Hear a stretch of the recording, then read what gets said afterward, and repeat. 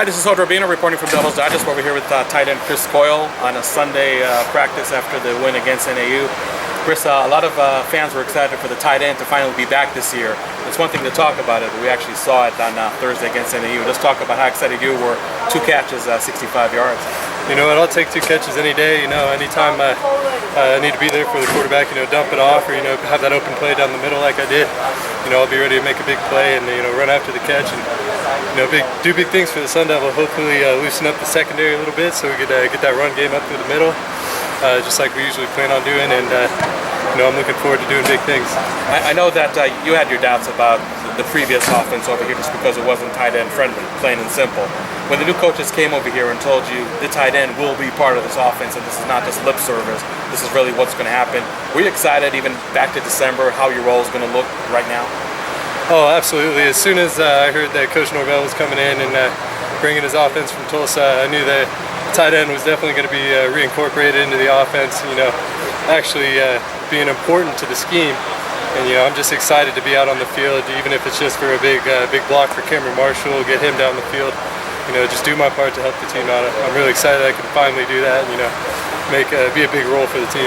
Was it really easy to get fired up on this game right away? Because it looks like Taylor Kay was looking for you early and often, and you were coming big, and it was one play that he just missed you, but he was excited to see you roll first game of the season so early, just to be targeted that many times. Oh yeah, even on that first one that was just a little bit out of my reach, you know, I was just excited that I was open. You know, he saw me downfield. I wasn't used to it the past couple of years, but you know, that helped him loosen things up, and the next play or something, had that little blitz off the edge, just caught me out in the flat and made sure that I caught the ball and got upfield for a couple more yards. Now you talk about your blocking. I know the book on Chris Coyle, so to speak, is like great receiver, but blocking maybe not so great. Let's talk about your development, because obviously if you would not elevate your blocking skills, you wouldn't be playing as much as you're playing right now.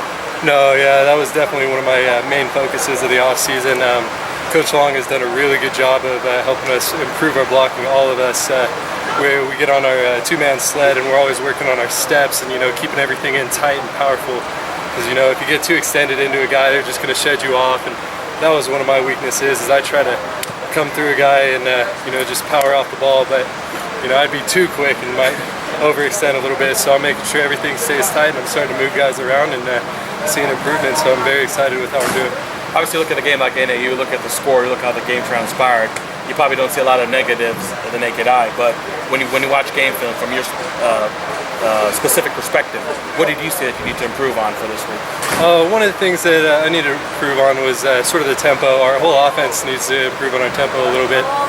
You know, just making a big block and just getting right back to the line of scrimmage. You know, even if you mess up a little bit on a block, you can't sit there and think about it. You got to go on to the next play and, you know, just make up for it next time and just fix your mistakes real quick, just back to back, and get the ball downfield before the defense knows how to react. So that's how we play offense, and that's what we need to do for the rest of these games. Last question. I mean, I know it's stating the obvious, but the opponent you have this week, Illinois, whole different class of what you had against NAU. Just tell me what you see on game film, especially from the defensive line. Looks like one of the more physical defensive lines you're going to see really the entire year. Just talk about what you see them on game film. You know, pretty much all the Big Ten schools have pretty big D lines, and they're pretty physical. They like playing right on the ball. Defensive ends come off fast. They got some big guys, but you know, I think with our scheme, we're gonna do a good job of opening up some holes. I'm gonna be able to block down on the end going off, just so we can get some movement off the ball, move the guys back a yard or two, because that's all we need for Cameron Marshall to get through the hole and get downfield. Okay, Chris, thank you very much. Absolutely. This is Robino reporting for Devil's Digest.